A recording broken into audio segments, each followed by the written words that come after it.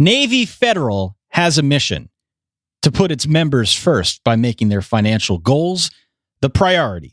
Receive a lifetime of membership benefits to help you and your family accomplish your life missions, like a full suite of financial products designed to fit your needs, 24/7 live support, and access to over 300 branches on or near military bases.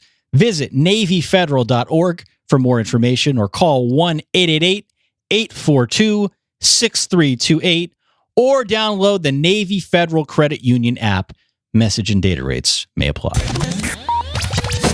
Welcome to the Solid Verbal. The Solid Verbal. Come after me! I'm a man! I'm 40! I've heard so many players say, well, I want to be happy. You want to be happy for a day? Eat a steak. It's that woo woo! And now, Dan and Ty.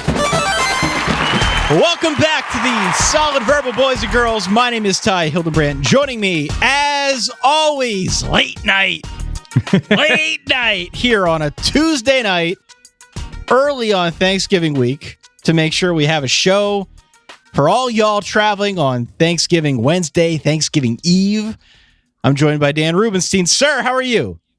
Ty, I am not only fantastic because it's rivalry week and this is an extraordinary time on the college football calendar. I am particularly excited, and we have these matchups in front of us, Ty. Whether it's Ohio State, Michigan, whether it's the Iron Bowl, whether it's, hell, even the battle, what is it, the Golden Shillelagh? That's a battle. I believe it's Shillelagh. That's the way it's spelled. Shillelagh. But I like to just call it a Shillelagh. Okay, like Donna Shalala. That's right. Not only do we have all of that, but we were talking offline, and you specifically said, everybody is looking at everything with the sort of conventional wisdom. But you said you yourself have 3 huge takeaways that nobody is talking about that will decide Marshall FIU. Right. And I am so pumped, Ty, to hear what you have to say. Well, we are a Marshall Thundering Herd Appreciation podcast now. Yeah, shout out Huntington, West Virginia. As we've mentioned many times on the show. No, welcome back to everybody. Hello. It is week 13. We are loaded for bear here with high-level college football matchups. A lot of rivalries to get through.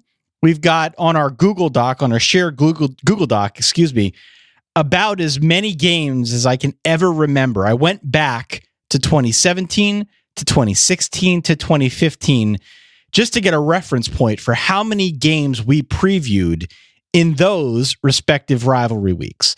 Never before have we previewed this many games in one podcast episode. So both Dan and I have done our homework. We're ready to go. We're excited to talk college football. Don't forget, as you're watching all of the action unfold, you can give us a call at 408-VERBAL-1. That is 408-837-2251. On a Sunday morning, we cut all of your voice messages up. We mix them together into a segment we call the Reverbs. You can also tweet us out there on Twitter. You can look us up on Facebook at facebook.com/solidverbal. And of course, check out all of our cool stuff that we're trying to add to Instagram as well, Dan. Yes, and on the dark web, it's SILK, if you want to take out a pen real quick to find. We're selling all sorts of shows, bonus shows. Right, that's right. Yeah, we're everywhere. Come find us. Come and find us. There's also a subreddit created by Verballers for Verballers at reddit.com/r/solid verbal, Dan. So as I said, we're recording a little bit later in the evening than usual. I love it. I've got a Goose Oktoberfest here. Ooh, that I'm sipping on throughout the course of the show. Not something I usually do, but... Is that Chicago? Is that in honor of Illinois Northwestern, Ty? It is. Now that you mention it, we'll just go with that. Uh-huh. But, recording earlier, a little bit later. Excited to get into it. Shall we delve into a few of the news topics that we think might be noteworthy? Let's stuff this weekend turkey with information. We have breaking news. I remember when your throat used to be ailing you constantly. Yeah. You couldn't hit those high notes. I couldn't. It's a pleasure to have this version of you back. I couldn't. That was like a real thing, by the way. I had pain in my voice. Yeah. No, that's your instrument. All right. we are going to try to go through everything quickly, but let's be honest. You're going to be traveling and you're not going to complain that you have a 90-minute show or an 80-minute show. And the only person saddled with any sort of discomfort is Ty, who has to go through it all. I have to listen back to it. Yeah. So let me start here. Please. Usually the problem we have with this podcast, especially on a Sunday in November, is we hit stop and then someone gets fired. Right. So we're doing the show later on a Tuesday, which means that inadvertently we accommodated the latest round of college football playoff rankings. Yes. So let me read the top 10 to you. I'm ready. 1 through 4 is unchanged. Alabama 1. Are you still standing, by the way? I'm still standing, yeah. Hell yeah, let's do this. Alabama 1, Clemson 2, Notre Dame 3, Michigan 4. Unchanged. Followed by Georgia 5, Oklahoma 6, LSU 7, Washington State 8, and that's where things start to change a little bit. They do. All right, top 8 remains unchanged. We've got UCF now moving up 2 above Ohio State, which remains at number 10. So UCF destroyed a ranked team. Fine by me. Yeah. UCF moves up into the top 10. Mm-hmm. It's, I think, a very interesting scenario for them. They still need a lot of help. We talked about it on the last show. But if all hell breaks loose over the next 2 weeks of college football, not just rivalry week, where we've seen it happen before, but also in conference championships, if you've got, let's say, 6, 7 teams with 2 losses, there's a compelling case to put UCF in that top 4. It's getting closer. It for sure is. I obviously have disqualified LSU from any conversation based on being shut out and scoring 0 points in a major college football game. So UCF, in my mind, is even closer than what the committee would have you believe. So everything to me looks pretty good. The teams that lost dropped, not too far in the case of West Virginia. They go down 4-13. Syracuse falls a bit more precipitously to number 20. They're down 8 spots. And Iowa State, after a pretty lackluster offensive showing, down to number 25. All right. On that note, let's move on. Iowa State, by the way, is in the middle of my favorite story of the week, my very secret favorite story. I don't know if you want to quickly go over it now or later. We'll do that at the end of our breaking Okay, fair news. enough. Okay. Clay Helton is very much on the hot seat at USC. And certainly by losing to their rival UCLA, USC has a decision to make now regarding his status in 2019 and beyond. So there were some reports that I saw before we hit record today that Clay Helton would indeed be returning for the 2019 season. Obviously, we know that can change. I'm still waiting to try and verify the veracity of that report, Daniel. Right. But is that a combination veracity and ferocity? Because I hope it was. No, veracity is a real word. It's veracity and not veracity? Have I been saying it? I probably have been saying it wrong. I have the Eastern PA thing going on, That's so maybe true, I'm true. saying it incorrectly. But nonetheless, there is some investigation that needs to go into the credibility of that report. And there are still outstanding questions about Clay Helton's future with the USC Trojans. We will find out more about that after the Notre Dame game for sure. But at this juncture, it seems like he's coming back. There are rumors. I saw James Franklin has been linked to that job by a number of published reports. Whether or not that's something he'd be interested in remains to be seen. But did you see him answer the question when he was asked today at the press conference? I saw him sort of deliver a non-answer answer to that question. It was as if I asked you, Ty, are you interested in marrying a very similar woman on the West Coast to Kate? And you said, you know what? I'm just thinking about this week right now. Right. He did not say anything. And you know what? That's fine, because at the very least, he can probably leverage it into some more cash and a better deal at Penn State and perhaps a bigger buyout for himself. Right. But there was not an absolute no. denial, which is, part of the game. Part of the game. So we'll see what happens. Keep your eyes peeled for that situation at USC. There's also a Colorado opening now, which happened again after we hit stop on Sunday, as it typically goes this time of year. Mike McIntyre fired after a couple seasons at Colorado.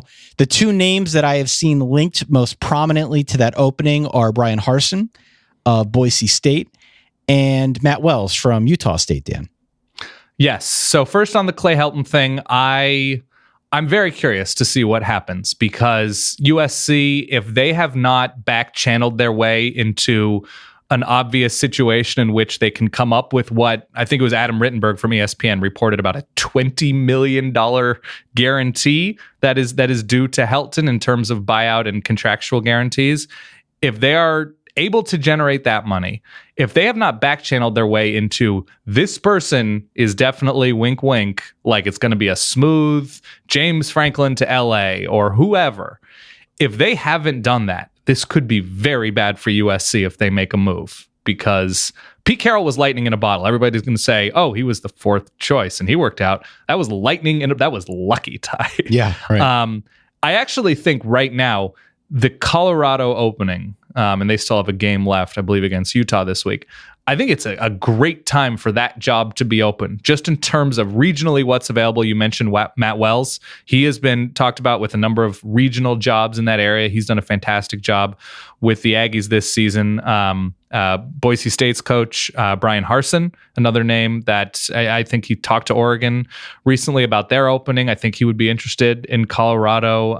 Dana Holgerson was a name we've talked about. You mentioned he's from, I believe, he's splitting the difference. He's from Iowa, I want to say. So not terribly far from Colorado. And I think it's a pretty decent job with how wide open the Pac-12 looks right now and how great Boulder is as a town and lifestyle.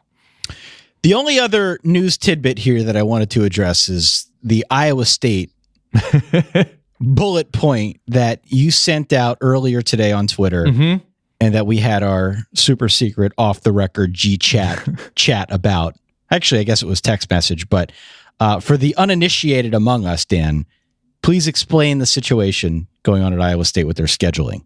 I want to point out our conversations are held on a private server. That's right. Correct. They will not be submitted for public domain. No. So Iowa State, when they had their, I believe it was South Dakota State game canceled week 1, I want to say, because of storms, were unable to reschedule that game. So they scheduled a school named, relatively new to college football school, Incarnate Word, to a game on December 1st, provided Iowa State was not in the Big 12 championship game. Obviously, Iowa State will not be in the Big 12 championship game. Turns out Incarnate Word is pretty good at football and will be playing in the FCS playoffs this coming weekend. So if they were to win this weekend, they would have a game in the playoffs that they would obviously play instead of playing Iowa State. And if they were to lose in the first round of the FCS playoffs, they're totally cool with playing a bonus game against Iowa State. And Iowa State's cool with it either way. And they said, oh, yeah, a lot of teams are willing to, like, if it doesn't work out with Incarnate Word, a lot of teams are willing to jump on and play a December 1st game. They're playing the field is what you're telling me. They're playing the fields, and there's a lot of schools out there who are apparently like, yeah, I'll get weird. Let's do it. December 1st, schedule's wide open. Come on, pick me up at 8. No. Very strange that if you can imagine like being knocked out of the playoffs and just like, oh, this is just nothing on the lips. Okay, cool. Yeah, we're cool with that. So that's what's happening in Iowa State's neck of the woods. Terrific. Shall we dive into all that rivalry week has to offer? Yeah, real quick. Charlotte is open. I think Brad Lambert was the name of the coach, relieved of his duties. Texas State and Everett Withers have parted ways. It looks like it could be an okay job. Mark Whipple is out at UMass. We mentioned Les Miles at Kansas. Bill and Mary has hired Mike London, former Virginia coach. Yep. And I did see that Chris Ash is apparently a safe guy at Rutgers. So maybe I think it's a buyout thing, perhaps. So that's the latest at the time of this recording, and we fully expect somebody to be fired when we hit stop. On that note, Dan, time, help. I need picks of the week. It is week 13. It is rivalry week, Dan. For the folks out there who may not know the main golden rule of thumb for week 13/rivalry week, or really any rivalry, what is it that we need to do when this week rolls around on the calendar? Ty, we gotta find those records. Yeah. We have to look at those records, and you gotta throw them out. Ty, you gotta throw those records out. Throw them out the window. Maybe my favorite tweet of all time is the one we sent out on the @SolidVerbal account. And we asked people, what do you do this week? And got a bunch of cool gifts coming back. People throwing stuff out the window, jumping out the window. Everyone knows the deal. You throw the records out in a rivalry. These games tend to be tight. My suspicion is, from knowing our tendencies here over the last couple of years, that going to be taking a lot of points here in these games in front of us, but I don't want to get too far out over the skis. I should also add this, Dan. I'm not sure if you had a chance to look at the schedule, but not a lot of windows of opportunity. Like, I hope you got your trip to see Cats in like week 9. Can you name a newer musical than Cats? Just off the top of your head? Hamilton? Does Hamilton count? Okay, there it is. Just making sure. Ding. I'm a cultured individual, Dan. That's true. I hope you got that in before week 13, because this week is just loaded from top to bottom. We're gonna go through all the time slots here. You will see that there are good games pretty much all throughout Friday and Saturday. I should add that we are technically recording this during a window of opportunity because Ball State and Miami of Ohio are tied at halftime at 21, and NIU is up 1 on Western Michigan in the middle of the third quarter. So we're really hard pressed to find that window. We got a suggestion from a gentleman by the name of Matt Lewis. Okay. Out on Twitter. Maybe through email. Sometimes I lose track. He said, 6th win Saturday. It's not bad. It applies to more teams than you'd think. I thought that was an intriguing option. Do we know how many teams are vying for their 6th win to get bowl eligible? So it's about 20, if my math was correct. It is an aggressively mediocre season, which is fine. But there is, I don't know if you want me to go through all of them, like Animaniac style, where I just like Miami, Ohio, Ole Miss, but Ole Miss is not bowl eligible, Coastal Carolina and Florida State, Baylor, Texas Tech, Purdue, Indiana, Tulane, Wake Forest, Wyoming, Maryland, Arizona, Minnesota, SMU, Tennessee, Vanderbilt, FAU, Kansas State, Colorado, USC, TCU. That's all the teams. And now I am done. I'm done singing. That was pretty good, right? That was actually very good, Dan. Thank you. All right. 6th win Saturday. I'm cool with it if you are. Yeah, and Baylor is playing Texas Tech for that 6th win. Purdue is playing Indiana, both for a 6th win. And Tennessee is playing Vanderbilt, both for a 6th win. Aggressively mediocre. Yeah. 2018. Yes. Let's start with the biggin. Saturday at high noon. It's on Fox. It's a Gus game. It's got to be a Gus game. They call it the game. It is between Michigan and Ohio State. Michigan is a 4-point favorite. Dan, Ohio State's won the last 6 games in this meeting. 13 of 14, Ty. Yeah. Okay. Whew. It's been a dominant showing from Ohio State in recent memory. I can't think of this game without thinking of, do you remember that old ESPN commercial with the guy who had the Ohio State sweatshirt on and the girl with the Michigan sweatshirt on, and they're just making out on the couch? Do you remember that? Of course. Great series, yeah. I cannot think of this game without thinking of that commercial. It's a pretty great campaign. They did that for a number of schools. It was Iron Bowl stuff. Yeah. It's a great one. Where are you leaning? Where is your head with this? Because I have some thoughts. Okay. I can't get over Ohio State giving up almost 300 yards on the ground to Anthony McFarland last week from Maryland. By the way, another tweet, if I could, just very quickly. Sir Ezra J. wrote in, and he asked the question, I thought a very good one, quote, being Booger McFarland's son, is it too cliche to call Anthony McFarland the snot rocket? Oh my God. I'll be honest with you. I did not know that was Booger McFarland's son. I didn't either. Is it actually Booger McFarland's son? It is. I checked it out. Oh, okay. You did. Okay. Snot Rocket is wonderful, and I would not wish that nickname on anybody. No. So anyway, he ran for nearly 300 yards. Yes. And I keep coming back to the fact that Maryland did that to Ohio State, and Michigan's a better running team. Mm-hmm. So I think you're going to see about 50 rushing attempts. Michigan's averaging about 5 yards per carry. On the surface, that does not seemingly bode well for Ohio State. I think that's right. I think that's a way to look at this. There is a lot more to like about Michigan as a complete team right now than Ohio State. I have some questions a little bit after seeing them in the red zone last week against Indiana.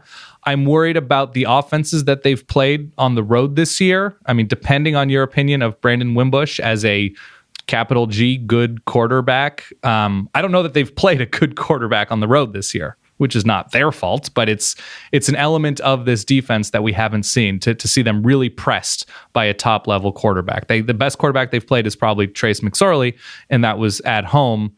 And Dwayne Haskins certainly a cut above anybody that they've faced as a thrower this year. Right.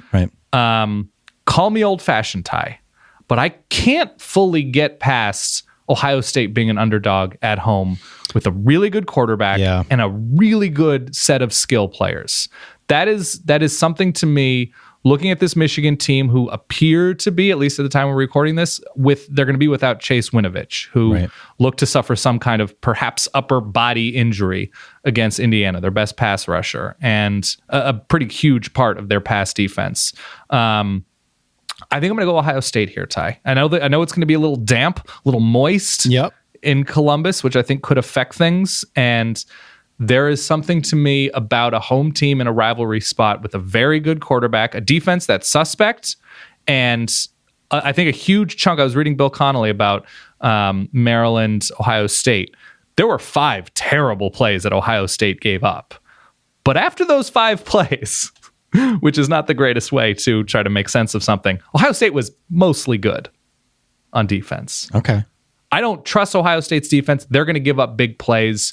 But at home, in a soggy environment, I think I do trust the Buckeyes here. So I have them winning outright. Wow. Outright. I do. Outright. I have them winning 27-24, and I really hope Jody with an eye is not listening, but I imagine she might be. Well, I do concur with you to the extent that Ohio State's going to move the ball in Michigan.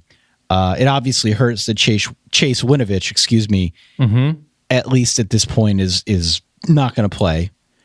But it's a really good offense, and it's a really good quarterback in Dwayne Haskins at home. I'm just not sure Ohio State can stop the Michigan rushing offense. So I've got Michigan winning and covering a very close one, 27-21. But it should not surprise anyone if Ohio State does pull the quote-unquote upset. It's a low spread.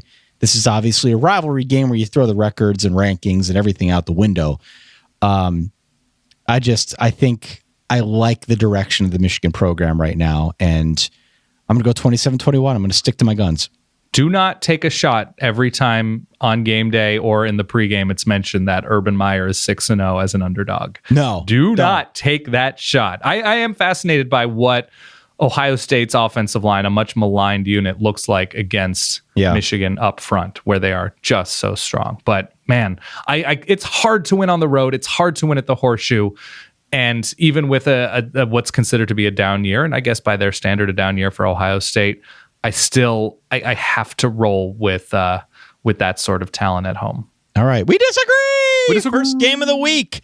Saturday, 3:30, CBS. They call it the Iron Bowl. Auburn at Alabama. Alabama, a 24.5 point favorite. You may recall last year, Auburn won the game 26-14. You'll remember that was at the tail end of just an incredible 5-game run for Auburn, during which they beat both Alabama and Georgia.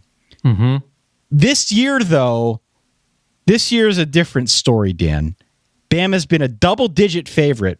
Every game this year, they were a 14-point favorite against LSU a few weeks ago. That was their closest matchup, according to Las Vegas. So this is a very good Alabama team. It's an Auburn squad that's obviously found itself in some different circumstances, not being able to run the ball as so effectively. Nice. Yeah, I'm trying to be diplomatic here. You're good. Yeah, I'm having a hard time with this one. And okay, why? It's not because I question who the better team is. It's because that point spread is so enormous. 24.5 in a rivalry game, to me, feels like an awful lot. Yeah. So Auburn has, I believe, beaten Alabama twice in the past 5 years when Alabama's been a number 1 in the country team. I don't know how much that fully matters here, but I like what Auburn has at times on offense. It's been a up and down year, a topsy-turvy year for the Auburn offensive line. Alabama on defense has given up some bigger plays, but if they're not the best defense in the country, they're 1B to Clemson, and so, or Michigan for that matter. I'm going to take the points here. I think Alabama still wins comfortably. It has the makings of Alabama jumps out pretty quickly. Auburn calms down a little bit. They score a touchdown near halftime and, gets Alabama's attention. I have it at 38-17 Alabama, where maybe it's a backdoor cover for Auburn. But I think this Auburn defense gets enough stops. And it's funny to say that with also saying Alabama scoring near 40 points in this rivalry game. I think that's just a little bit too many points. And if it's 38-10 with 5 minutes left, maybe the 2s and 3s are in there. Tua's pulled because of the SEC championship game looming. So, yeah, I'm going to take those points. Yeah, I've got the angel on one shoulder and the devil on the other. On one shoulder, I've got this line of thinking that Bama is about as good as anyone I can ever remember. And they've given us really no reason for doubt. Mm-hmm. I also don't believe in Auburn's offense. I don't think they're good enough to pose any serious threat here. But on the other shoulder, Auburn's had that recent success, and just 24 points is an awful lot. It's hard to ignore that. I am going to use Auburn v. Georgia earlier this year as my basis for this football game. You might remember Georgia won by 17, 27-10. DeAndre Swift, Elijah Holyfield, they rushed for a combined 279 yards on the ground for the Dogs, and the Auburn offense was held mostly in check. Lord knows they did nothing on the ground in that game, and they've really had a hard time this year. So I think Auburn can play that game on the ground. I think they can mix in a better passing attack. They can mix in the threat of a running quarterback to some degree with a banged up Tua. We agree on Alabama's point total with 38, but I'm going to say 38-13. Bama wins and covers by 1. Barely. Okay. Or by half, I guess. It's by half a point. Just sneaking through. So again, we disagree. Moving on. Saturday, 8 p.m. ABC. The battle for the jeweled Shillelagh. Mm-hmm. Notre Dame on the road at USC. 10.5 point favorite. Notre Dame won 49-14 last year in South Bend against Sam Darnold. The stakes here, I think, are pretty clear. We've talked about them on the show time and time again. If Notre Dame wins, it's an undefeated regular season. It's an undeniable trip to the college football playoff. For USC, as we discussed at the top of the show, it's a little bit more complicated. You got bowl eligibility hanging in the balance. You need to win to get in. And then there's the whole Clay Helton layer to this, which makes life surely complicated. We've also got a Trojan team that's reeling right now. They've lost 4 of 5. We talk about efficiency metrics a lot on the show. In terms of efficiency, that loss last week against UCLA was USC's worst game of the year. Mm-hmm. So you take all of that in concert, it does point to a scenario in which Notre Dame should win the game and should do so handily because they're better across the board. But it is a rivalry. It is on the road. Dan, what do you think? So it's still, and this sort of goes into my laws about picking home dogs, but USC has a pretty good defense. It's not a good defense. It's not a great defense, but it's pretty good. And they're playing at home. They're double-digit dogs. Notre Dame is playing its second straight game away from home. I mean, technically, I think the New York game was the Yankee Stadium game was a home game, but certainly actually not a home game. And so traveling to both coasts in 2 weeks is not, a small amount of travel, and that's something I weigh into this. Also, it's one of those fun games where if USC pulls this out with like a field goal at the end, USC fans are going to be very conflicted about how they feel. Because that almost assuredly, beating an undefeated team and knocking them out of the playoff and playing spoiler, depending on what happens elsewhere, mind you, because, who knows? Probably keeps Clay Helton for sure if he's not already being brought back. Definitely. So if you like Notre Dame, it's obvious why, because they are excellent in pretty much every phase. When Ian Book is healthy, they move the ball pretty freely. Their defense has gotten nothing but better over the course of the season. They're probably one of the best 5 to 6, 7 defenses in the country. And this is a playoff play-in for the Irish. I think I'm going to go Notre Dame here. I think USC in a letdown spot after losing that close rivalry, true rivalry. This is sort of pseudo rivalry to me. I don't know how you feel about it. To UCLA, with the sort of trajectory of Chip Kelly establishing itself as the looming cloud now over college football in LA. I think USC just wants its season to be done with, and it's just been a rough ride. And I'm still a believer in the Trojans long term. I don't know who that coach is going to be, but this Notre Dame team it has its act together too much. So I'm going Irish here let me see what my final score was. I have it 35-16 Notre Dame. Okay. I come back to something that you said on Sunday. A USC team at home in a rivalry playing for their coach with nothing to lose. They do. They really don't. I mean, they do have nothing to lose. Yeah. Other than like bowl eligibility and maybe the coach, that's a dangerous spot for an opponent to come into. Yeah. So I'm going points here. Interesting. Well, you always do with Notre Dame. I don't know what that means. I'm going points here. I don't know who wins the game, Dan, but I'm going points. Give me those 10.5 points. I'm going to gobble those up. We disagree yet again. I love disagreeing. Okay. Let's travel back in time if we could. Friday, 8 p.m. ESPN. Big game here in the Big 12. Oklahoma, a 1.5-point road favorite at West Virginia. Oklahoma has won the last 6 contests versus West Virginia. Most assuredly, this is a shootout. And interestingly enough, our beloved S&P Plus ratings say that the West Virginia defense is 12 spots better than Oklahoma, which is interesting. Oklahoma is 77th. West Virginia is 65th. Now, obviously, neither team we're not talking like the 85 Bears here, Dan, okay? But I think it gives some important context for what we've been saying about the Oklahoma defense being a liability for a good chunk of the season. Nobody trusts the West Virginia defense, but statistically, they are better than Oklahoma. So when you've got these two defenses clashing, I think it's a good recipe for an awful lot of points. I think that's right. West Virginia, weirdly, and I did tweet this as well, I shouldn't give away all of my medium good stuff. But West Virginia's home schedule has been terrible in that they've gotten all of the worst teams on their schedule at home. And so the fact that they're in this conversation for winning the Big 12, having gone on the road to take on Texas and Oklahoma State and Texas Tech, testament to the job that Dana Holgorsen and that staff and those players have done. Oklahoma has come on incredibly strong on the ground. Kyler Murray rightfully gets a ton of attention, but they are now, I believe, per some of those advanced metrics that you mentioned, the best rushing team in the country. That is correct. Trey Sermon and Kennedy Brooks have been electric for the Sooners, and as much of a liability as their defense has been, and it has been, people I think might be making a little bit too big a deal of what Kansas was able to do in that fourth quarter. The game was out of hand.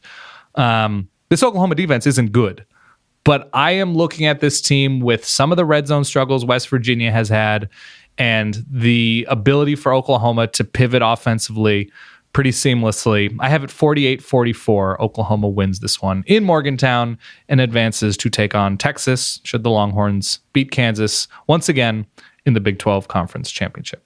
Yeah, I agree with you for the first time all night. I think West Virginia's game against Oklahoma State was rather instructive, especially in the fourth quarter. Again, we had big bad corn dog Taylor Cornelius running unabated down the middle of the field for about 10 to 15 yards a clip. Can you think of a quarterback who might be even faster? That's my point. And plays in the same state as Taylor Cornelius.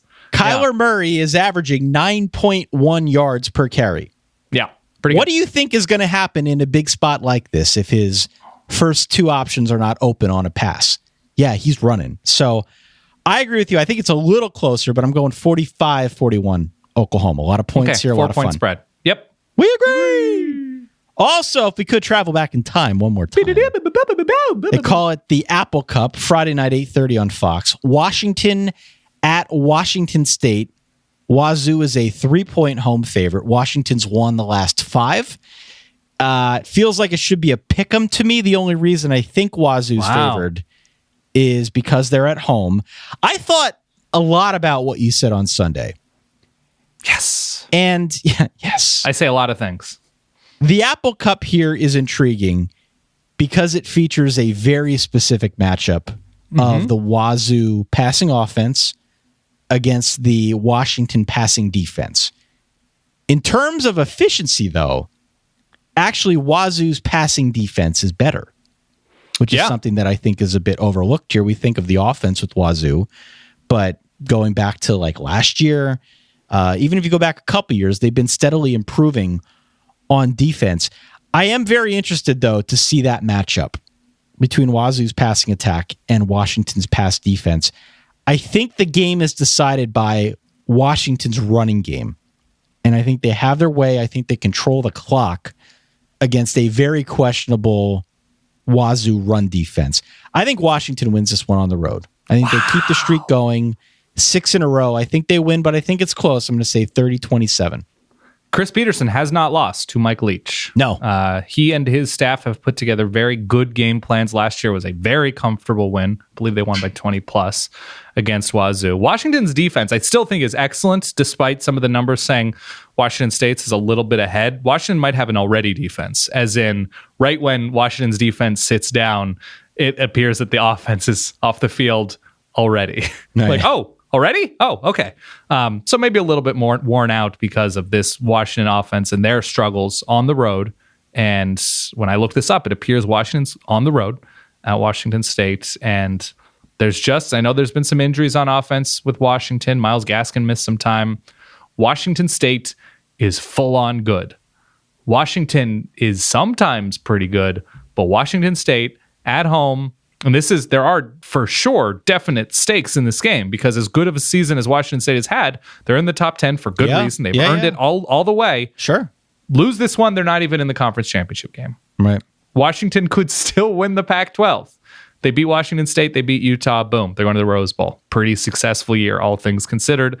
I'm going with Wazoo. And I'm going with them because of the way that they've finished games has been crazy impressive to me. Their defense has gotten better throughout games. I thought Tracy Claeys has done a pretty remarkable job replacing Alex Grinch with that Wazoo defense. And Gardner Minshew is excellent. And this is the first time I really believe Washington State has had a quarterback to compete against Washington on a top level. They've had their good air raid quarterbacks. I think Gardner Minshew is excellent, and he sort of inspires excellence around him. So I'm going with Wazoo here to win by a touchdown and cover. I have 26-19 Cougs, and this one's actually going to be pretty wet, possibly snowy by the end of it. If it is like a 3.5-4 hour affair, a lot of passing. So I still like Washington State. I don't trust Washington in the elements to move the ball when they haven't been able to in cleaner weather.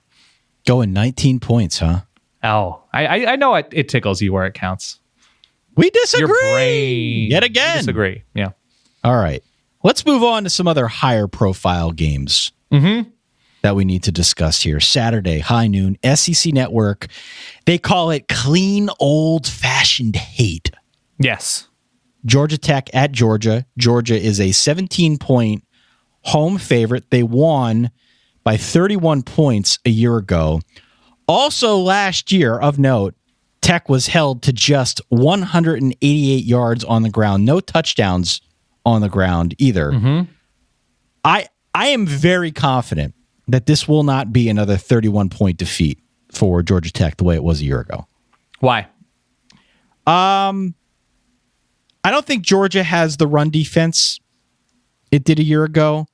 I think they're balanced enough offensively that they'll win this game. I think they can run with Swift and Holyfield, but I just don't feel like it's a blowout. I think Tech can move the ball in them and keep it interesting. This is actually one of those games that I'm going to be watching like side-eye style in my peripheral vision. I don't think Tech's good enough to win, but if this game is close late, it would not at all surprise me. I think like 31-21 Georgia wins. Okay, so you're taking those points. I'm taking those points. I'm gobbling those points up. The last time Georgia beat Tech in Athens was 6 years ago. It was a different world, Ty. It was a different world. So Georgia Tech has won the last two matchups in Athens, which is kind of crazy to think about. In 2014, they were legitimately very good. What is the song from Wizard of Oz, the Tin Man, If I Only Had a Brain? Yeah, right. If Georgia Tech only had a defense. Yeah. If they only had a defense. So Tech has won 6 of 7, I believe, after starting the season 1-3. They probably should have lost to Virginia last week. If Georgia Tech had an average defense, if their defense was 68th, 71st, 59th, something like that, where they were able to get some timely stops with an offense that's able to march down the field, control the clock, limit drives, I think I would like the Ramblin' Wreck to at least cover. I do not, because I think the worst thing on this field is Tech's defense. I think it's going to be close. I think maybe they get a turnover. Georgia does. I have this one 30. What did I put this down here? 34-13. So barely covering. I think they win by 3 touchdowns. And finally get that win at home between the hedges. We disagree. We disagree. I love this disagreement, Ty. Saturday, high noon, ABC, the Sunshine Showdown. Florida, a 5-point Yeah. road favorite at Florida State. Florida State's actually won the last 5. I'll be honest with you here. This line is way lower than I expected. But as you know, Florida State, big win last week, knocked off Boston College 22-21, in rather dramatic fashion, that long 74-yard touchdown pass. Florida, huge win last week, too. Florida? Just slaughtering Huge Idaho. win over the Vandals, yeah. Yeah. Florida State playing for bowl eligibility. They're at home here, Dan. So they've got a lot to play for.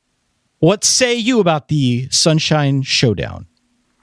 I was really looking for reasons to take Florida State here at home. Yeah. I do like some of the players on their defense, but I just, this offense is rough. I think Florida is too much up front for Florida State. I think Florida's too much up front defensively. They've made some plays. They've been inconsistent offensively, but I don't think Florida State is going to be able to make them pay for 4 quarters. I have this one, Gators 30-21. I have them covering and ending Florida State's bowl streak. I've got Florida 28-17. Okay, we agree. Moving on. Saturday, 3:30 ABC. Maryland at Penn State. Penn State, a 14-point favorite here. The Knits are 38-2-1 all time against Maryland. Also of note here, it's Trace McSorley's final home game. I don't think there's any way Penn State loses this game. But that said, as we've mentioned on the show, they have looked rather shaky the last couple of weeks, have they not? Yeah, I went back and watched at least some of that Rutgers game, and I am sorry I did, Ty. Yeah, no, that's a time sink right there. It was. It really was. Maryland has some fight to it. And, losing a couple straight real close is not the most encouraging thing, but a Penn State team who has looked pretty awkward on offense the back half of this season, some bright spots for sure. Defensively, some playmakers have emerged. There's going to be, this is the term right here, frozen rain. Okay, freezing rain, frozen rain, whatever, on Saturday morning. The game's 3:30 kickoff here. So maybe conditions not ideal for a fast track. I have Maryland here. I think they're going to be able to get loose a little bit on the ground against this Penn State team that has, in the open field, I don't need to remind you, I don't need to remind anybody, they've struggled tackling the open field at times this season. And I was about to call him Snot Rocket, Ty. I really was. And I am so sorry for thinking that. I think Anthony Dude Farland, will get loose a couple times. I have Penn State sneaking by. I'm going to take the points. I have it 31-28 Penn State at home on senior day, Ty. We are, even though we've disagreed by my count 5 times so far in our first 7 games here, we're still fairly like-minded in terms of scoring. I am also taking the points for the exact same reason. I think Maryland can run on Penn State. 34-27 Penn State wins at home. It feels good to meet in the middle, Ty, after losing our minds just a little. Saturday, 7 p.m. on ESPN. We've got the Palmetto Bowl. Yes. South Carolina at Clemson. Clemson, 26.5 points, the home favorite. They've won the last 4 games. If you listen to the show I did with Larry Williams from Tiger Illustrated, he predicted that this one was, quote, gonna get ugly. Far be it from me, Daniel, to question the expert here. Okay. So I think Clemson wins going away 49-14. I just think, I think Clemson moves the ball on the ground rather easily, and that dictates the pace of play here. It gets Clemson on the front foot and kind of has South Carolina playing defense most of the game. Would you say there is any love lost between these two? By the way, one of my favorite things is, and I don't know when it is, but there are random international events where we will get a tweet at like 4:42 a.m. Eastern, and it'll be somebody saying, hey, I'm watching the Cricket World Series, and somebody broadcasting the game say, when Pakistan and India get together, you gotta throw the records out. And I love that people think of us for those situations. I have Clemson covering here. I have them covering comfortably. Hunter Renfrow may be out. He hurt, he sort of landed hard last week, may have hurt his head. So I hope he is able to recover quickly. Even though South Carolina has basically since the start of the season played nothing but 3-point games, I think this is probably the week that Clemson is able to fully and consistently take advantage of South Carolina's run defense. I think ETN gets going pretty thoroughly against the Gamecocks. So I have Clemson here winning by, I don't know, probably 32, if my math serves me. 47-15 feels about the range. So not terribly dissimilar from you. 49-14 for me. We agree. Again, we're on a roll here. Here we go. Saturday, 7:30, SEC Network, LSU at A&M. A&M actually a 2-point home favorite, even though LSU has won the last 7 matchups here. Mm-hmm. Can you explain to me why A&M is favored? Yeah, Kyle Field's a really tough place to play. Can you explain another reason why A&M is favored here? I'm having difficulty finding reasons why. At any point in this game, an LSU offensive player may be targeted. I don't know. Texas A&M is very bad about tackling and wrapping up legally. No, I think what it is Texas A&M has probably the best offensive skill player in this game in Travion Williams, who doesn't need much room to go a far distance with the ball. And with that home field advantage, maybe this is the year a well-coached Texas A&M team breaks through and I believe for the first time beats LSU in this end-of-year Thanksgiving rivalry game. But all that said, I also see Kellen Mond throwing into this LSU secondary. And I think there are points to be had by the LSU secondary. So I'm going to take the Tigers here to keep the streak going. I still don't really like this LSU offense, but that is a mismatch that I can't fully wrap my head around. Texas A&M has some pretty glaring deficiencies on their own defense that LSU should be able to move the ball some. So I'm going to take LSU to pull this one out. Maybe at the end, this will be this is a 7:30 kick, so into the night. Yeah. But I have the Bayou Bengals here, Ty. The Bayou, I'm kind of in the same boat as you. I trust Joe Burrow, Joe Dirt. Mm-hmm. More in this matchup than I do Kellen Mond. I like that LSU defense. I think it's a good matchup. I do think it's an incredibly close game. My prediction here, I'm going to go off the rails a bit and say that A&M leads 25-20 late. LSU scores a defensive touchdown to lead 26-25. They go for 2 and do not convert. They end up winning and covering by a score of 26-25.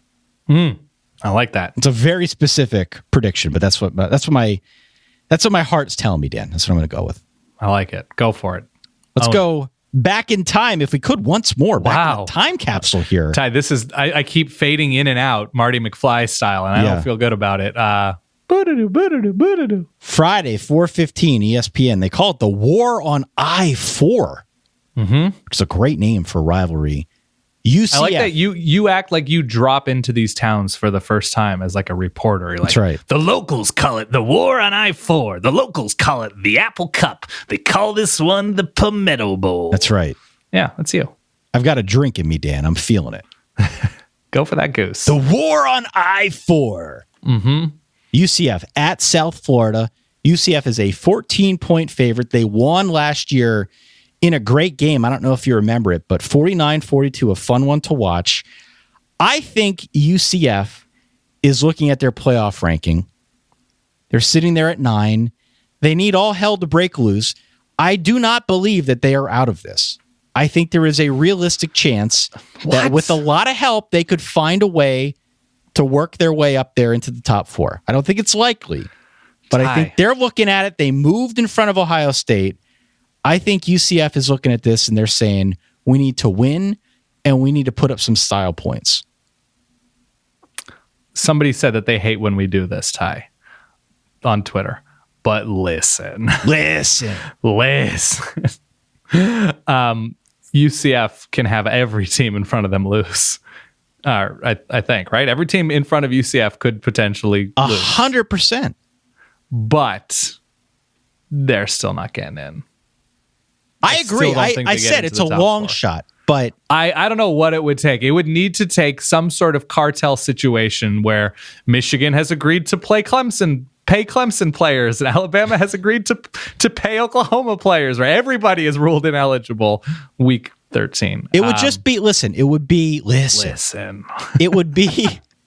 would be a new wrinkle in this college football playoff epic that we are writing here in real time, to have a bunch of teams, like 6 or 7 teams with 2 losses, and a team that is supposedly eligible for the playoffs, sitting there undefeated, having a really good season, the longest winning streak in the nation, and them still not getting a chance because they're not a Power 5 team.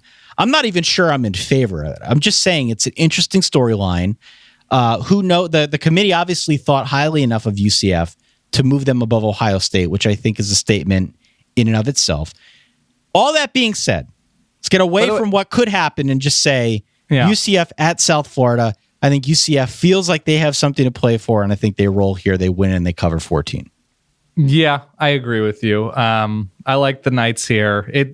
We were kids the last time South Florida won. Yeah. We were youths, Ty. We were starry-eyed youths. 2 youths.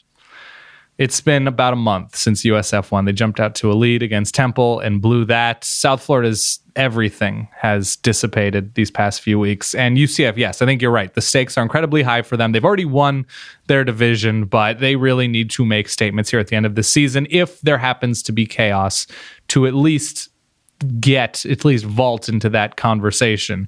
And Ty, what would you say Rob Mullins' first word out of his mouth? What singular word comes out of his mouth the moment everybody loses, everybody has a loss but UCF, and somebody asks him why UCF is not in the playoff? That first word is listen. UCF had a great year. UCF is a great team, but listen. Okay. That's what's going to happen. So we agree. All right. I want to go through a bunch of other rivalries that I know people care about. We've been doing this show for a decade. Holy hell. A decade. A decade of our young lives has been spent doing this show. And without fail, there's always a game we forget on Rivalry Week. And we are not forgetting anything this week. No. We're doing our best to try and capture as much of the flavor of this week as humanly possible, because we always have people who write in and say, hey, you forgot about the old Oaken Bucket. You forgot about the Territorial Cup or the Governor's Cup or the Heroes Trophy. We're going to do our best to go rapid fire through some of these rivalries that I know people care about. So I want you to get your speed reading, your speed predicting shoes on here. Okay. And I want to go through these as quickly as we can. Okay. You ready? I'm ready. Saturday, high noon, ESPN2, the old Oaken Bucket. Purdue at Indiana. Purdue, 4.5 points the favorite. They won by 7 last year, but now they're on the road, Dan. Who you got? Indiana looked good last week. Good rivalry, not good rivalry, but really fun matchup between Jeff Brom's brain and Tom Allen's brain. I'm going Indiana at home. Purdue has not been the same team on the road this year. Give me the Hoosiers. We disagree. I think it could be Jeff Brom's final game for the Boilermakers, if you believe the reporting of one Dan Dockich. Give me Purdue to win and cover. Next Saturday, 12:20 on your version of the ACC network, wherever you may be. Check your local listing. NC State at North Carolina. NC State, a 6-point road favorite. They've won the last 2 games. Also, as an important side note, North Carolina has been dreadful this season. I question the long-term viability of one Larry Fedora in North Carolina, but I'm going to go NC State here to win and cover. Yeah, I think he will be safe this year, according to some early reports. Maybe that has to do with his buyout. Tar Heels have actually been pretty good on the ground. They've improved on offense. They just haven't been able to get over the hump and actually get a win. I think I'm going to go NC State here. I think there's just a little bit too much in the way of offense. I do like Kelvin Harmon a whole bunch. I think there's just defensively too high a hill to climb for UNC. Saturday, 3:30, ESPN2. They play it for Paul Bunyan's Axe. Mm-hmm. Minnesota at Wisconsin. Wisconsin, a 10-point favorite. Wisconsin, Dan, they've won the last 14 meetings. Mm-hmm. Last 14 meetings. That's many meetings. Minnesota's plucky. Are they? They're not the best team in college football, but they are plucky. I want to take them outright. I so want to take them outright. To Do me, it then, Ty. Be a what? man. Hell with it. Hell with it. I'm going to be a man. I'm going to go Minnesota outright here over Wisconsin. Tough one, though, on the road in Madison. Absolutely tough one.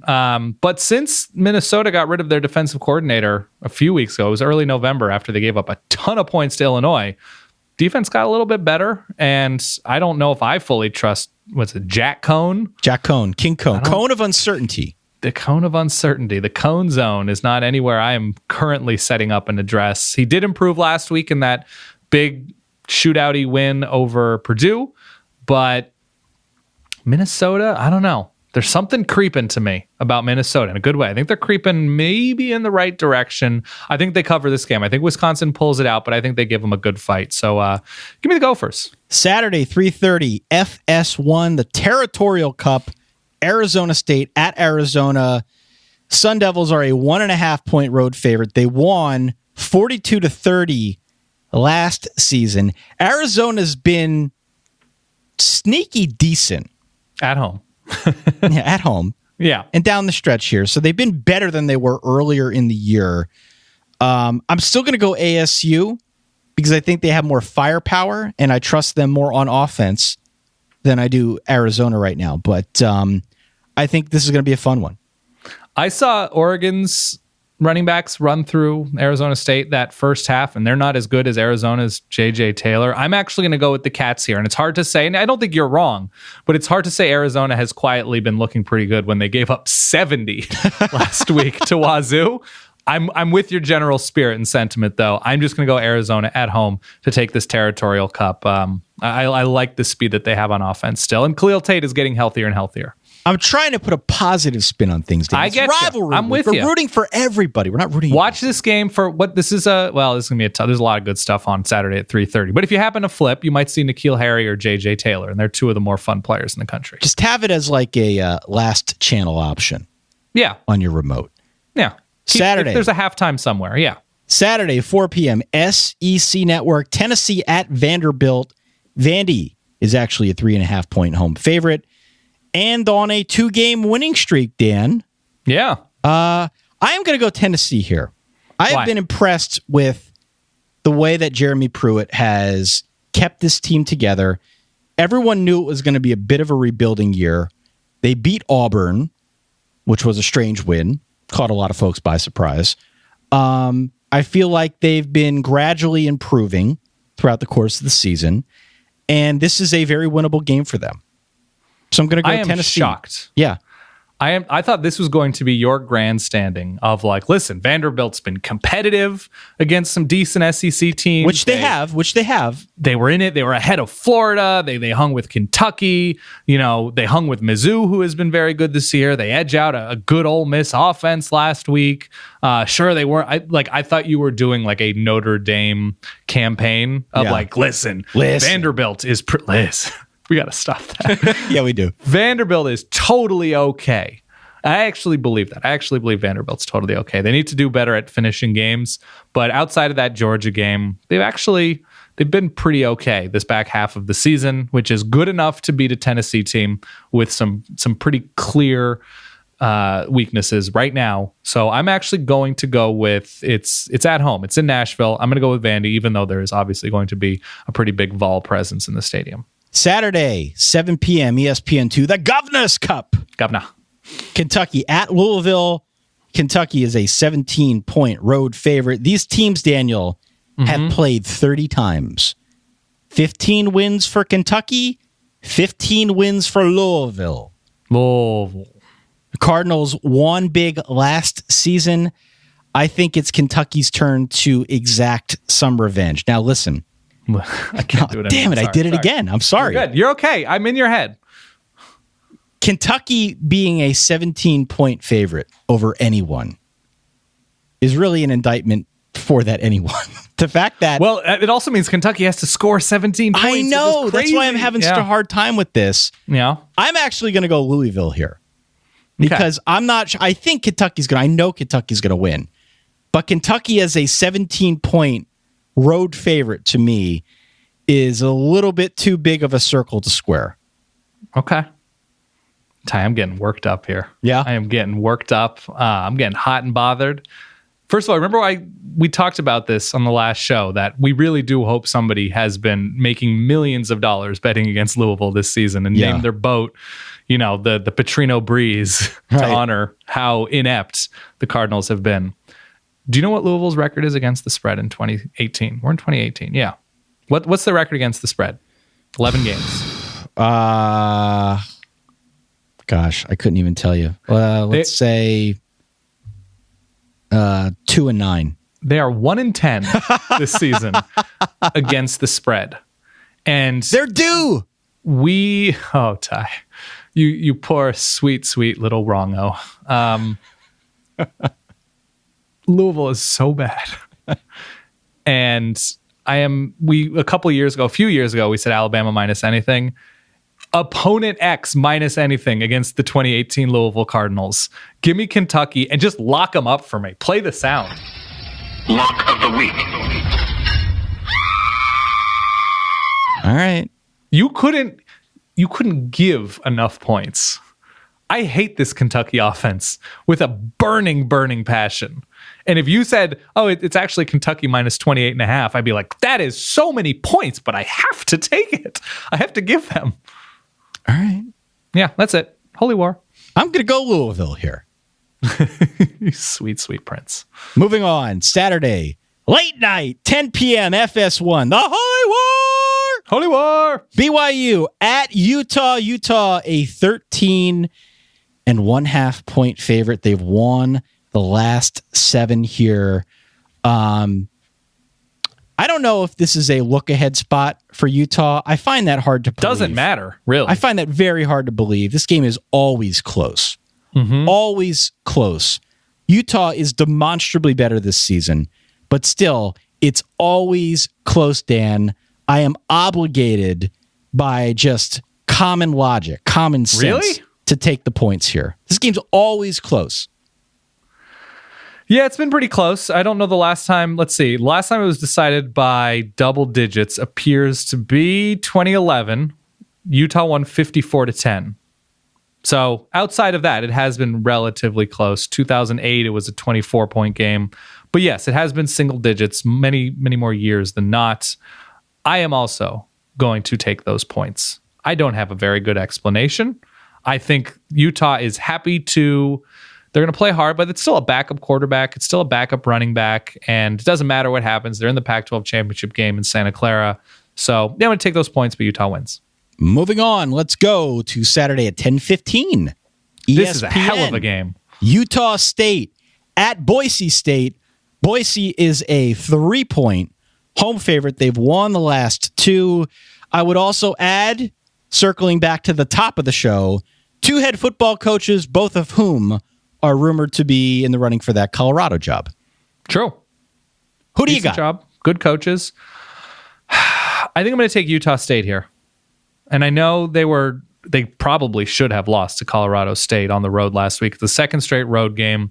Boise State just feels a little bit more cohesive. But to me, the best thing in this game is the Aggie offense. And I don't know if you want to look up the weather while I'm talking about how good this Matt Wells and David Yost and Jordan Love combination has been and how wrong I was, because we had some Utah State fans sort of disappointed that I didn't have anything really nice to say about Utah State when we were previewing the Mountain West.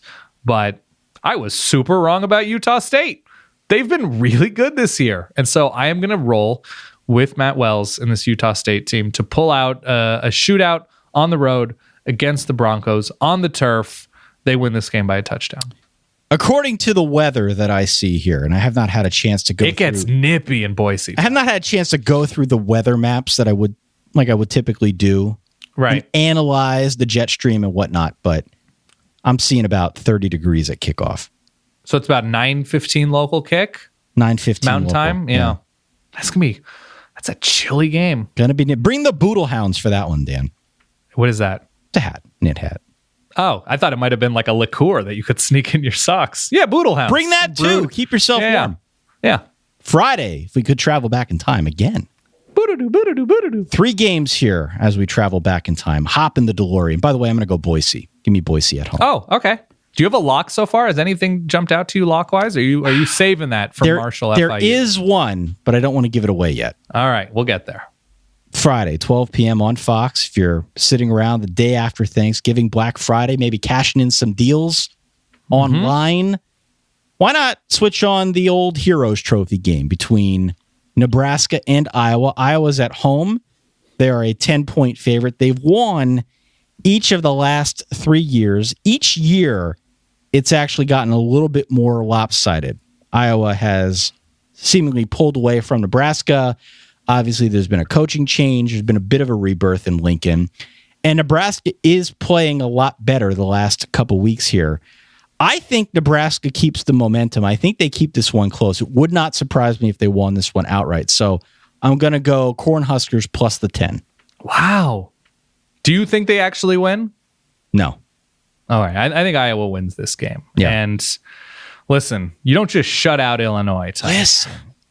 God, I'm so sorry I did that. They have lost 3 of 4. This Iowa second half of the season has been disappointing, but I still don't love this Nebraska defense on the road. So I'm going with Iowa here. I think they cover this.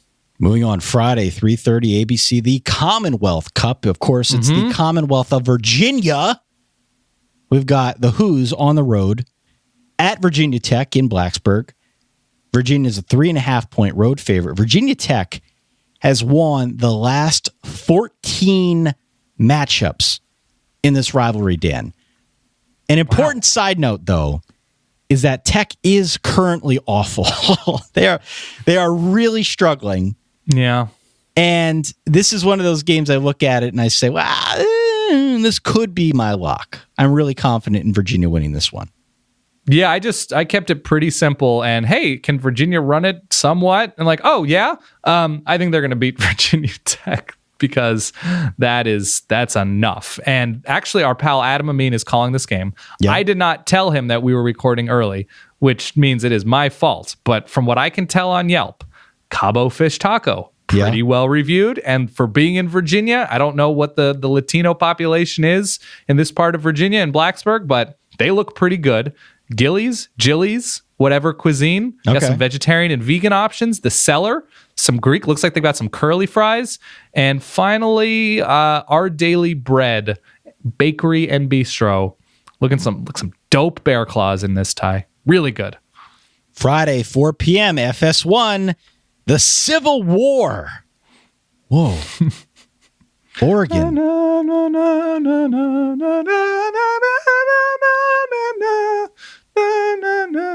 Okay. Don't hurt that instrument, dog. We need that. Yeah, I'm stressing. Oregon at Oregon State. Oregon's a 16.5-point road favorite in Corvallis. They've won 9 of the last 10 meetings, including by 59 freaking points last year against Oregon State.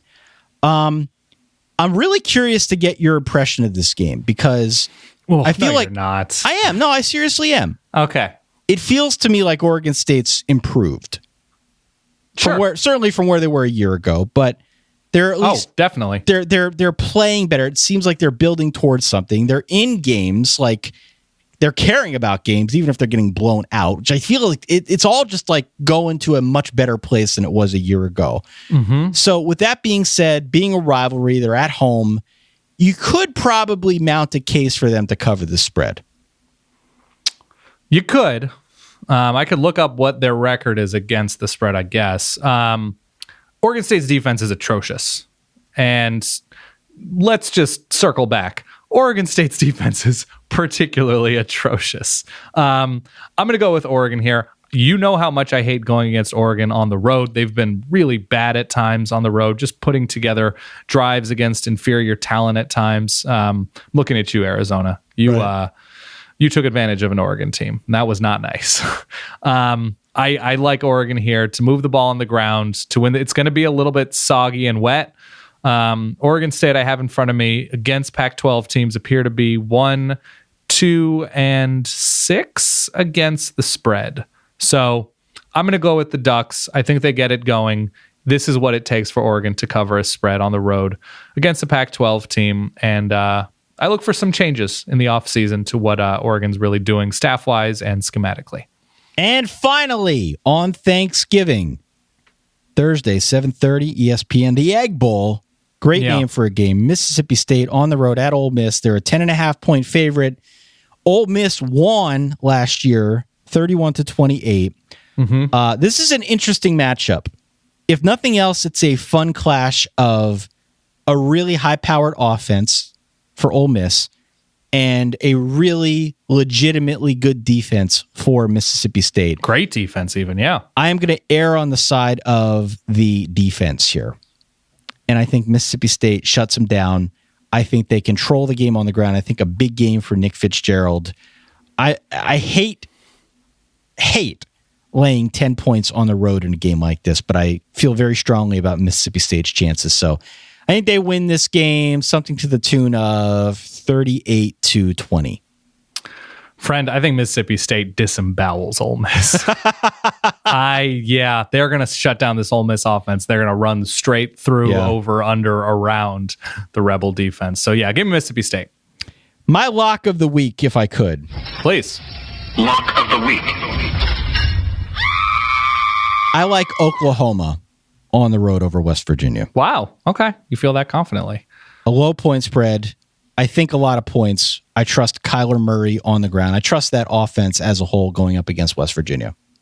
A few other games of consequence. Yes. Houston is at Memphis, and that will decide that side of the American Athletic Conference, if I'm going to be fully complete. And Ed Oliver looks like he will be back. Is he wearing the jacket, though? We can only hope he stays warm. Okay. Houston with their backup quarterback with De'Aaron King, pretty bummer that he's out for the year with a knee injury.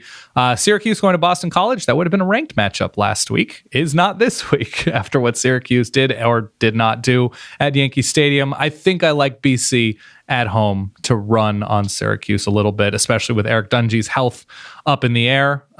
Any thoughts about that game at all? I like Boston College in that football game. We agree. Troy, App State, also deciding a division. This one in the Sun Belt. Troy has had a pretty great year, all things considered. A new look offense. App State almost beats Penn State and continues to look like the App State that everybody but you enjoys watching and believes in every season. That's right. That one's in Boone. Stanford's going to UCLA. Stanford's supposed to have played Cal last week, but that was postponed.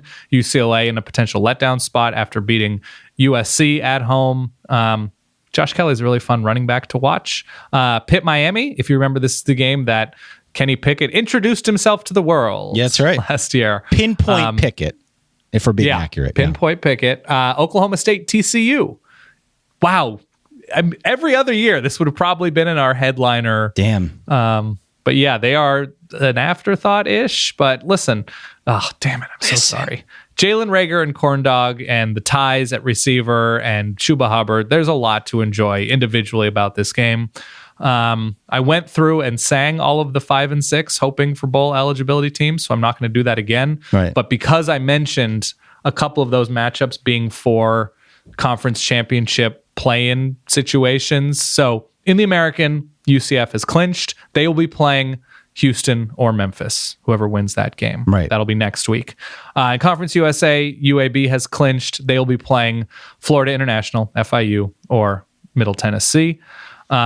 And then in the MAC, NIU, who's playing right now, and I could update you, but they've already clinched their side of the MAC. They'll be playing Ohio or Buffalo, so that should be an entertaining game because you're either getting Anthony Johnson or Nathan Rourke against a good defense. In the Mountain West, Fresno State is clinched. They're getting either Utah State or Boise State.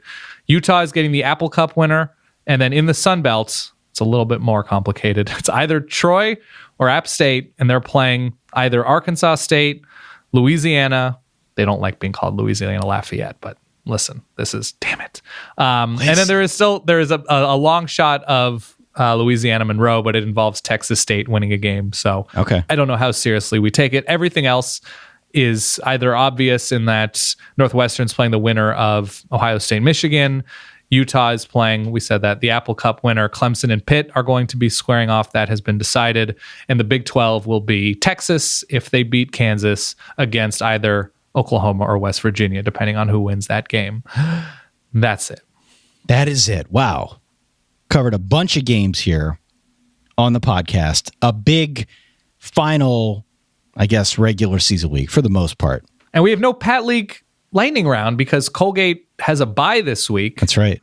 And they will play the winner of, I think, JMU and Delaware. Listen. Damn it, I did it too. We're so bad. We're going to dive deep into the FCS playoffs this year. I would love to. I think we're going to have to. Here is the way this works, boys and girls. First off, if you are in transit on the way to grandmother's house for Thanksgiving, happy Thanksgiving to one and all. Please, safe travels if you're out there on the road or in the skies, on the trains, the bus, the planes, wherever. Please be safe. Enjoy your holiday. Enjoy your holiday weekend. There's a ton of great football to watch here. We will be around. We'll be on Instagram. We'll be on Twitter. We'll be on Facebook talking through all of these games as they transpire. Got a couple days worth of them now. Please do get your picks in. If you haven't already, go to solidverbal.com/pick'em and enter your picks. We've picked out 10 games, all of them on Saturday, so that you have ample time to get them in. Fill out your picks against the spread, solidverbal.com/pick'em.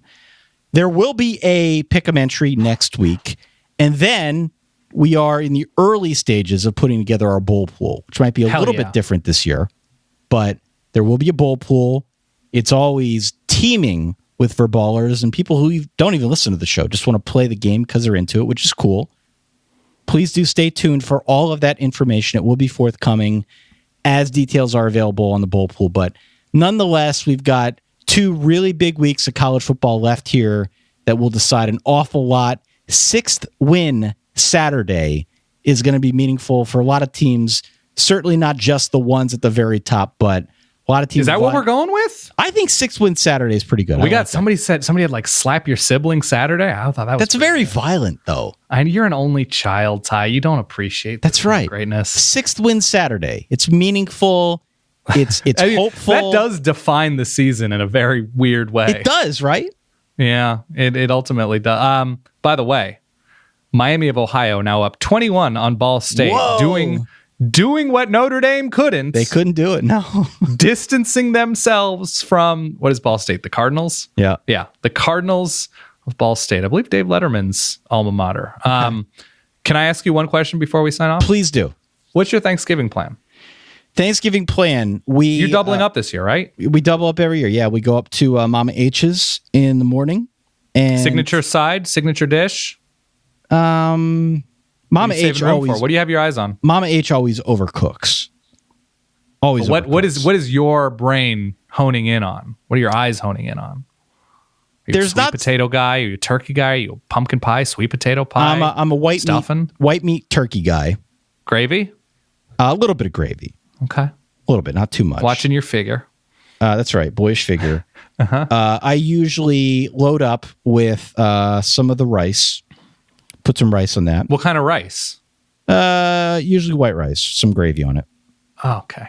I do like that. Then you gotta save room if you're doing double. You gotta can't really push yourself early. Gotta save room, but I'll throw some corn on there. Some stuffing. I think stuffing, I guess, would be the signature dish from Mama H. Stuffing is to die for. And then, as I've said on the show before, I love the cranberry sauce that comes out of the can. The unholy can-shaped sauce. The unholy cylindrical shaped, filled with sugar cranberry sauce is my absolute favorite. So everybody knows you love your wiggle. I do. Oh, you know what? I forgot. What's that? I forgot the signature dish. Oh, my mom listens to these shows. She's don't disappoint Mama H. I have this in common with Mel Kiper Jr. I love pumpkin pie. I don't know if you've heard the stories about Mel Kiper Jr. Does he eats it year round? He just will go out of his way all the time. He eats one pumpkin pie per day, which can't be healthy. But I love Mama H's pumpkin pie more than I love anything.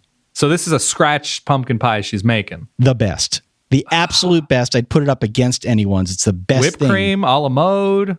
Whipped cream or a la mode. Don't matter, dog. I'll eat that pumpkin pie anyway, anyhow. Are there any other pie options or dessert options? There are other ones, but honestly, I'm so focused in on the pumpkin pie. Yeah, you have to be. That's really the only thing. You're hitting your gap. There's like a cheesecake option, I think, as well. Wow. But no, I'm going pumpkin pie. Pumpkin pie is the signature dish. So then who's cooking at your second one? At the second one, got a little bit of a different arrangement this year. So I'm not sure exactly who's cooking what. Okay. But yeah, we will be down on we'll be down at a different locale for, at a minimum, dessert later on in the day. How about you? You're really fueling everybody's theory that you're CIA. I know. when you're ambiguous. I love it. I hope you keep it up, or NSA, whatever. This year we are not going to go to California. We're doing it a little different. So Jody with and I, her family's coming into New York. My family's coming into New York. So we're going to do it here.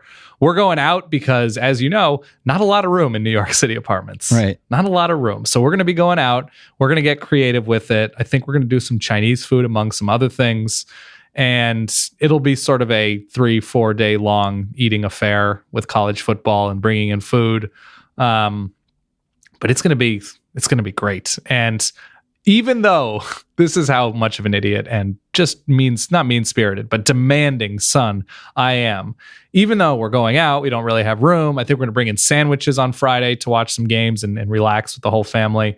I pressured my mom into, so like, could we still do some broccoli casserole? Is that like, how can we make some broccoli casserole happen? Yeah. So I think we are going to do that cheesy broccoli casserole that I love, with some of those French fried onions on top. So I still will have that traditional dish during the extended weekend period, but non-traditional.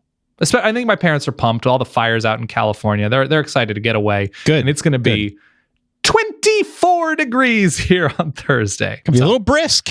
That's all it. Right. That's the Rubenstein, Jody with an I family Thanksgiving situation. Well, happy Thanksgiving to one and all. And yes. Just as we are about to hit the stop button. Oh, what do we have? It's not breaking news. Don't worry. Oh. We have an email that came in from our friend Fred, who listens to the show. Oh, do we have a hop offensive? Oh, we do have a beer recommendation. Oh, okay. We do have a beer recommendation, but that's different here. I'll get to that in a moment. I'm glad you reminded me. But Fred says that he is taking his friends Brent and Sylvia to the game for the first time this weekend. So they're going to see Michigan, Ohio State. Mm-hmm. He says, is there any way you could wish them a happy anniversary? Got it Brent in just Sylvia? Under the wire. Brent and Sylvia. Happy anniversary, guys. Does he indicate it's Brent who emailed us, not Sylvia, right? It is Fred. Fred who emailed us on behalf of his friends. What is there an indication of how many years? There is no indication of years. There's no proof here that this is an actual marriage, but I'm going to take his word for it. because he took the time to email us. So, all right, so give me a second here, and let me I'm just speaking to Sylvia here. I don't want, nobody else needs to listen. yeah. You can do better than Brent. I did some digging. Brent's a great guy. But you are special. You're top of the list, and you shouldn't settle. I'm joking. Brent and Sylvia, I'm a huge fan. Congratulations, you crazy kids. Happy anniversary. Yeah, keep it up. Your beer recommendation for week 13. There were a couple that came in, including a couple voice messages, but I'm going to pick this one from Matt. He says, with the game coming up this Saturday, I'd recommend a mainstay from one of the best breweries in the country, Founders Breakfast Stout. It's thick, it's beefy, it's a brew with a lot of flavor. It's nice for a cold, gray, late November Midwest Showdown. Bonus points because it's from Michigan and has a child eating breakfast on the label. Go blue here, he says. This is Matt from Austin. Thank you, Matt. He's a Michigan alum. I thought that one rather proper for, I like that a lot. For the game. So breakfast do you stout drink Founders. during Thanksgiving? Not usually that much. Maybe a little bit here and there, but I'm usually feisty. stuffed. Yeah, a little feisty. All right, I like it. I'm stuffed from all the food, so it's tough to fit anything else in there, but Fair. Never know. That's it. Everybody have a good travel. Everybody have good anniversaries. Eat responsibly, drink responsibly, watch college football irresponsibly, everything. For that guy over there, my good friend Dan Rubenstein in New York City, for myself, Ty Hildenbrandt, please enjoy your holiday week, your holiday weekend. Give us a call at 408-VERBAL1. Get those pick'em pools in on time at solidverbal.com/pick'em. And tune back in on Sunday afternoon when we drop our Week 13/Rivalry Week recap podcast. My name is Ty Hildenbrandt. We'll catch you all in a few days. In the meantime, stay solid. Peace.